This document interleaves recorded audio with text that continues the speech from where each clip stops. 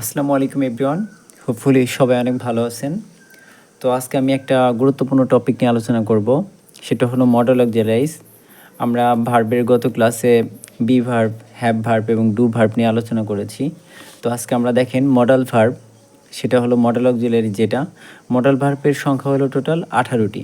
সেগুলো কি can, could, shall, should, may, might, ought to, will, would, must, need, dare, had, better, have to, used to, be to, would rather এবং be going two.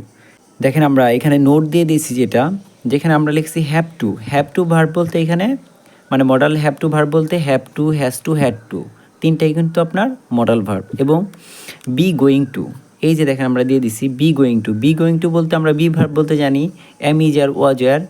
তো am is are was are plus going to, যেহেতু be ভার্বের সাথে going to আছে। যখন আপনার শুধু M is are was আর থাকতো তখন কিন্তু সেটা বি ভার্ব হয়ে যেত। যখন এটার সাথে গোয়িং টু অ্যাড হবে, am going to, is going to, are going to, তখন কিন্তু সেটা মডাল ভার্ব হয়ে যাবে। সেম আপনার হ্যাভ যদি হ্যাজ শুধু হ্যাড থাকতো তখন কিন্তু সেটা হ্যাভ ভার্ব হয়ে যেত।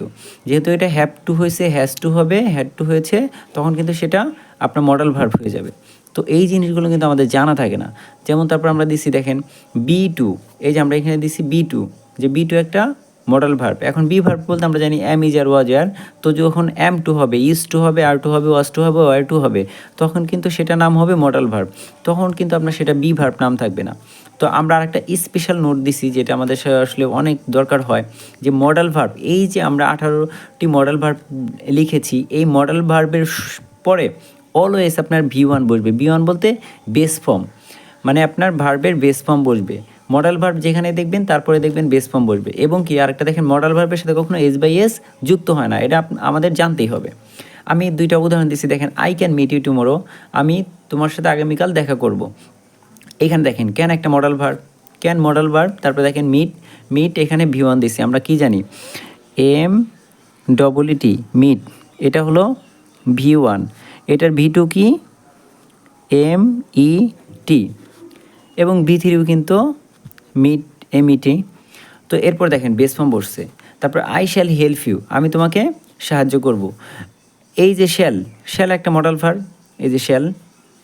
তো শ্যালের পরে হেল্প, দেখেন হেল্প বসছে। হেল্পটা কি, এটা ভি1, কারণ আমরা জানি এটা ভি2 কি হেল্পড, ভি3ও সেম।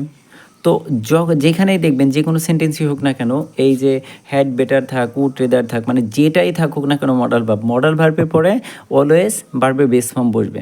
সবাই অনেক ভালো থাকবেন। আসসালামু আলাইকুম।